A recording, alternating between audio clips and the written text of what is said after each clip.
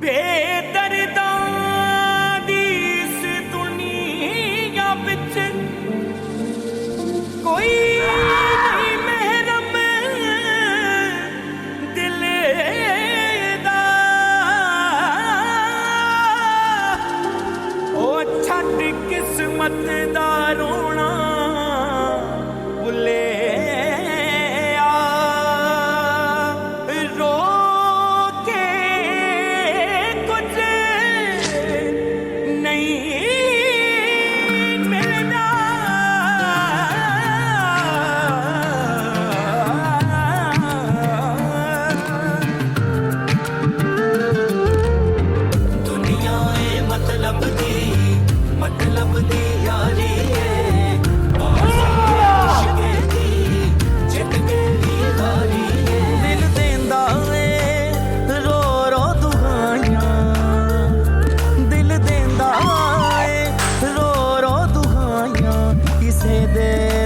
प्यार ना करी दिल देंदा ए रो रो दुआयां। अरे इतनी ज्यादा इनकम टैक्स, अरे क्या पूरे पाकिस्तान की इनकम टैक्स मुझसे भरवाएंगे क्या? एक बुरी खबर और है,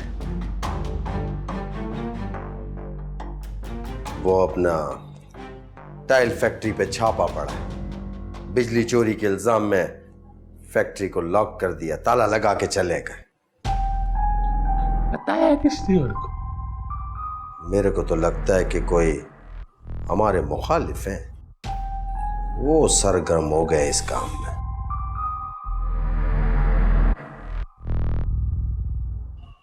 इरफान, क्या हुआ? तबीयत तो ठीक है इरफान? से मेरी ऊपर नीचे कर दी तूने यार। अपने आप को संभाल इरफान, संभाल अपने आप को, संभाल। हाँ ठीक है। डॉक्टर के पास चले? डॉक्टर के पास क्या जाके करूँगा? हाँ, किसी तरह मेरा इनकम टैक्स मेरे को माफ हो जाए, जो ये करेंगे नहीं जिंदगी में। मैं हूं ना तेरे साथ, तू फिक्र क्यों करता है? काम कर, वहाँ बैठ के वकील को फोन लगा। हाँ,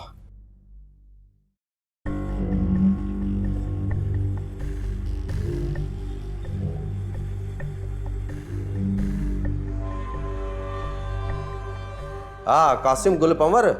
हाँ हाँ ठीक है साहब, दे मेरे को। हाँ ये बात कर। अरे पंवर मानू थी, जानवर ना थी। अरे इतनी सारी इनकम टैक्स जो मेरे को भरनी पड़ेगी, मेरा बाप भरेगा क्या? तो इतनी सारी पगार जो लेता है तो किस चीज की लेता है? मेरी ऐसी तैसी कराने की। अरे आके मिल मुझसे, साईं साईं साईं का पुत्र।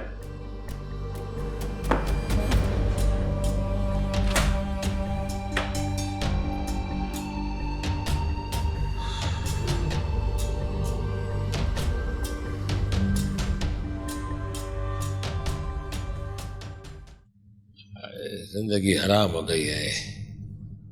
प्रोजेक्ट हाथ में लिया है और कर नहीं पा रहा। हो जाएगा इरफान। अस्सलाम वालेकुम। वालेकुम अस्सलाम। वालेकुम अस्सलाम। बैठ जाओ बाबा, बैठ। कैसी तबीयत है बाप की? यार बस गुजारा है, ठीक है, अल्लाह साईं का शुक्र है। He is perfectly alright. Uncle, Siraj बता रहे थे आप किसी फाइनेंशियल क्राइसिस में फंसे हुए हैं। देखिए, बुरा मत मानिएगा, मगर अब मैं भी तो इस घर का एक हिस्सा हूं ना। मैं आपसे कहना चाहती हूँ कि आप फिक्र मत कीजिएगा। जितनी भी रकम की जरूरत है आप मुझे बताएं, मैं अरेंज करवा दूंगी।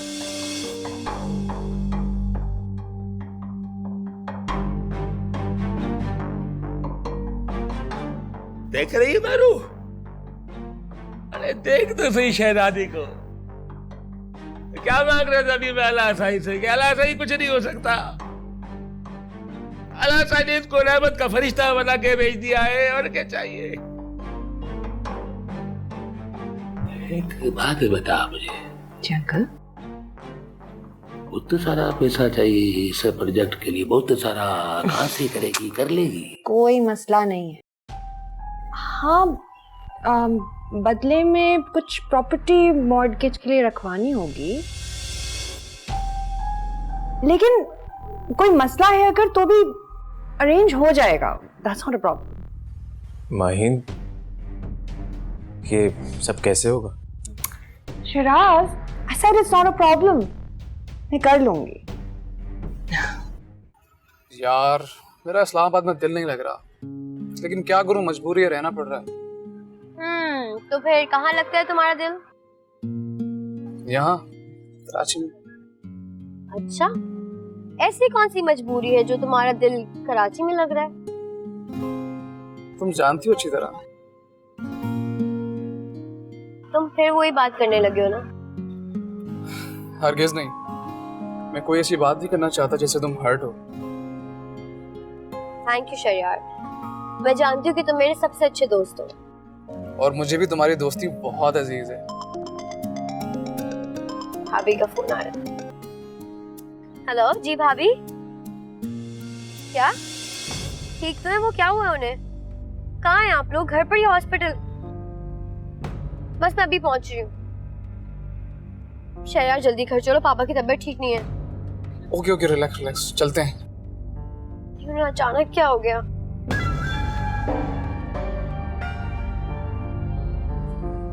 शिराज, कुछ सीख कुछ समझ इससे। अरे मैं तो कहता हूँ बहुत काम की लड़की है, दिमाग इसका ऐसे चलता है बिल्कुल बम की तरह, कुछ ना कुछ करके दिखाएगी, देखना तू। इरफान, इतनी उम्मीदें बांधने की जरूरत नहीं है। जरूरी नहीं है कि वो जो कुछ भी कह रही है सच हो। यही सच है, मैं देख चुका हूँ उसको, मेरे को समझ में आ गई है कि ये पता नहीं क्या करेगी, तो हम सोचते रहेगा ये कर जाएगी। अरे जब से इसने बात बोली है मेरे को ऐसा लग रहा है मेरे जिस्म में जान आ गई है यार। मैं जरा तड़बड़ कर लूं, तड़बड़ करके फिर मैं जरा दोस्तों की तरफ जाता हूँ, बेलियों की हाँ, तरफ। कहते तुम ठीक रहे हो। एक तो जीता जागता सबूत ये सामने बैठा है। और अगर गलती से कभी मैं खुश हो जाया करूं तो खुश होने दिया कर। हर वक्त तुम सब लोग मिलके मेरे को जलील करने के चक्कर में रहते हो यार।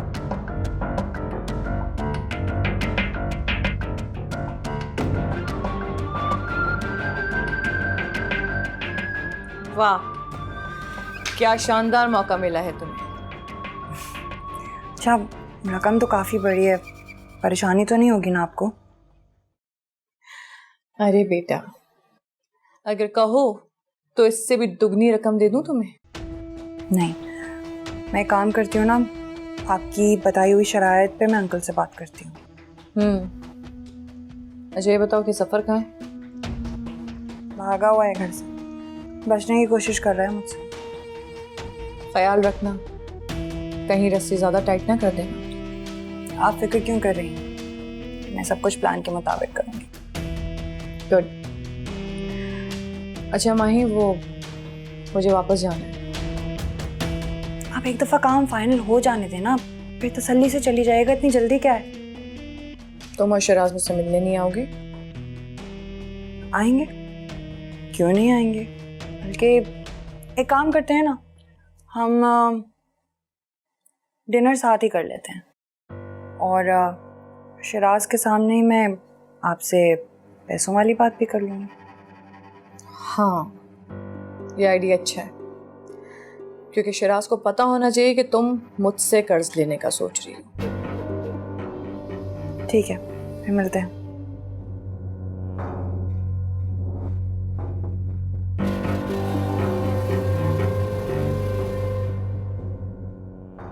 अरे जफर, आप आ गए?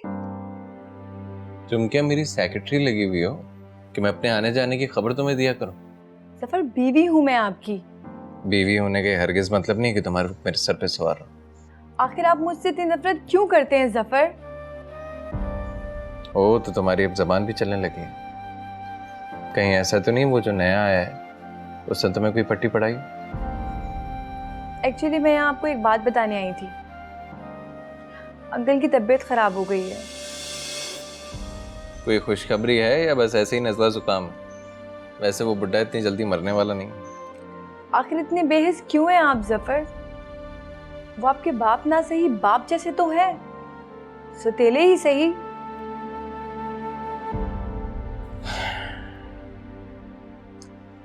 हर किसी पर शक करते हैं आप। अच्छा, मुझे एक बात बतानी थी आपको।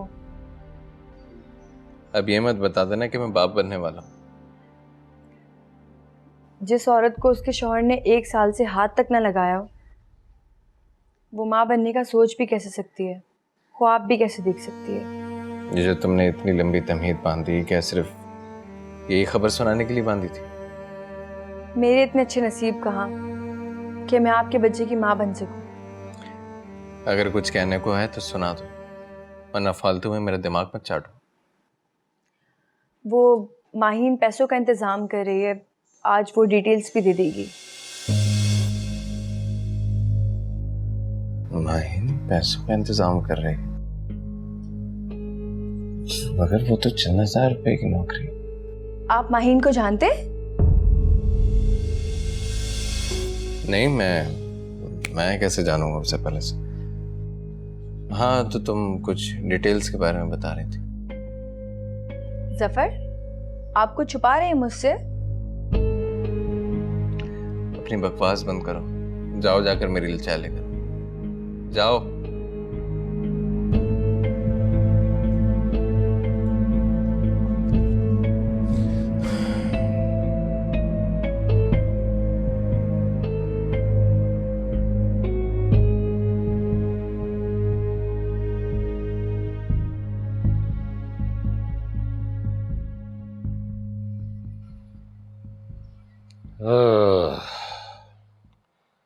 अब तो घर की बात घर में रह जाएगी।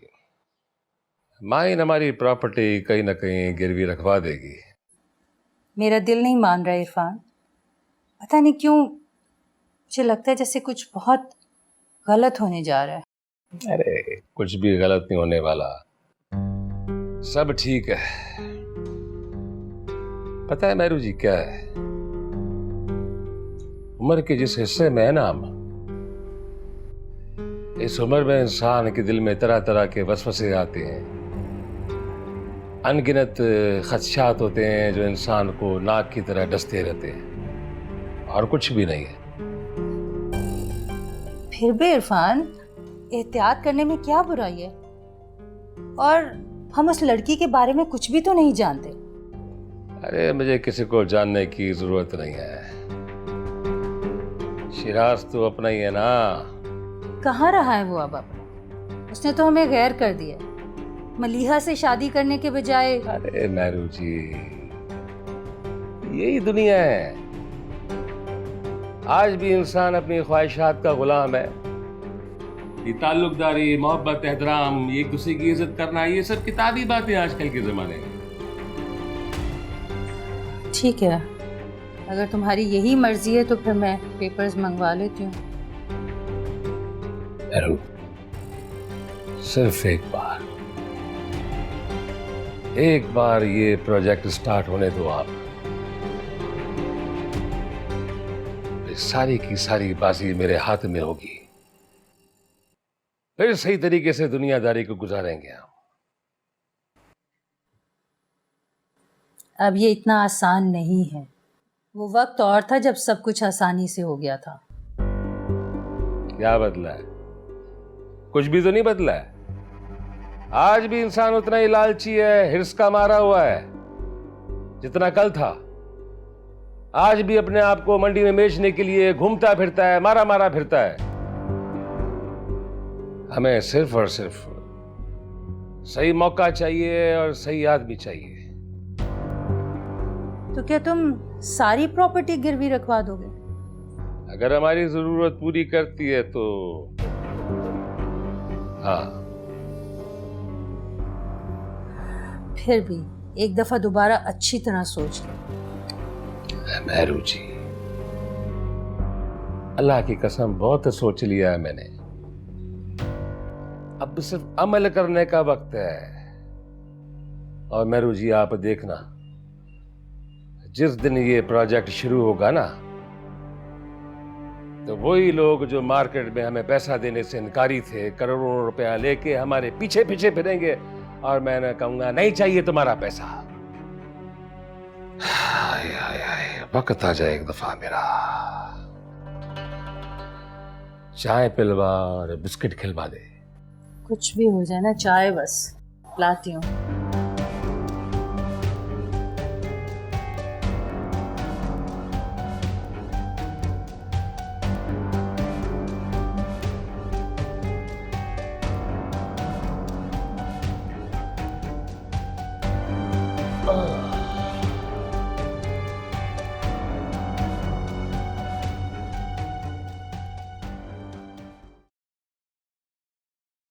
देखो माही, रकम बहुत बड़ी है और फिर वापस मिलने के भी कोई चांसेस नहीं है।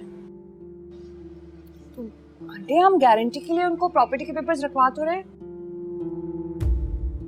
देखो बेटा, जब कोई रिश्ता कायम होता है ना तो उस वक्त हर चीज बहुत अच्छी लगती है, मोहब्बत भी बढ़ती है, भरोसा भी बढ़ता है।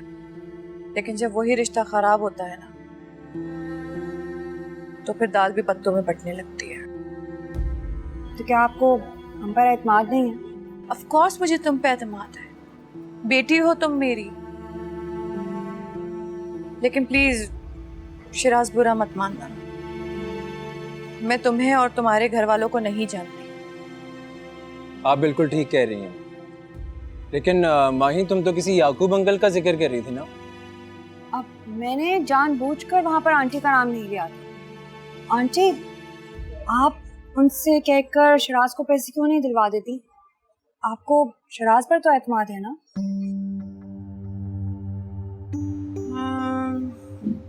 ये मुमकिन है। नहीं आंटी, ये करने की जरूरत नहीं है। अगर पैसे मेरे नाम पे ट्रांसफर हो गए तो फुफी जान को लगेगा कि मैं उनका बिजनेस टेक ओवर करना चाहता हूँ। वैसे ही वो मुझसे इतना नाराज हैं, ये सुन के बहुत हर्ट हो जाएंगे। भाई ये सब तुम लोगों के मसले हैं, इसे तुम ही लोग देखो, सॉर्ट आउट करो। लेकिन अगर मेरा पैसा टाइम पे नहीं मिला तो आप फिक्र नहीं करें, अंकल की नेचर ऑफ जॉब यही है, उनको आदत है इन सब चीज़ों की। बल्कि आप एक काम क्यों नहीं करती कि आप अंकल से मुलाकात कर लें, इस तरह आप उनसे डायरेक्ट हो जाएंगी। ये अभी पॉसिबल नहीं है, मैं कल जा रही हूँ ना, इसलिए। क्या आप इतनी जल्दी अचानक?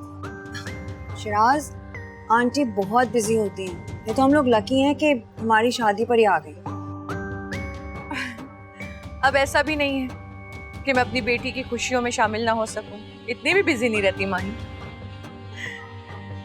और रही बात तुम्हारे अंकल से मिलने की, तो उनसे तो मैं जरूर मिलूंगी। फिलहाल तुम अपने प्रोजेक्ट पे कंसंट्रेट करो। चलें, जैसा आपको बेहतर लगे।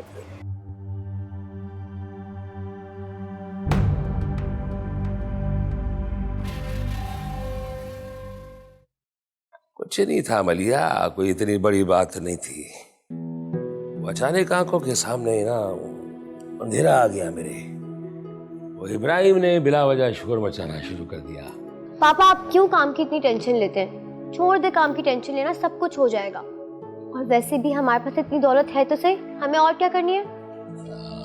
क्या करना है, इतनी दौलत है हमारे पास, बड़ा पता है तेरे को।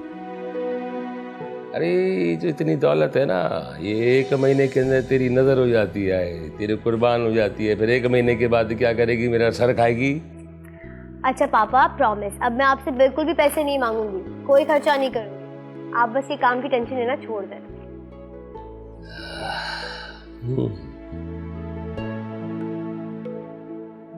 तेरी शादी जो है शिराज से नहीं हुई है, इसका बड़ा दुख पहुंचा है मेरे को। क्या क्या सोचा था उसके बारे में। मैं समझता था अच्छे खानदान का लड़का है, मोतबर है, पढ़ा लिखा है, बड़ों की इज्जत करने वाला है। लेकिन अच्छा है कि वक्त से पहले उसकी असलियत खुल गई, वरना शादी के बाद तो वो पता नहीं क्या करता।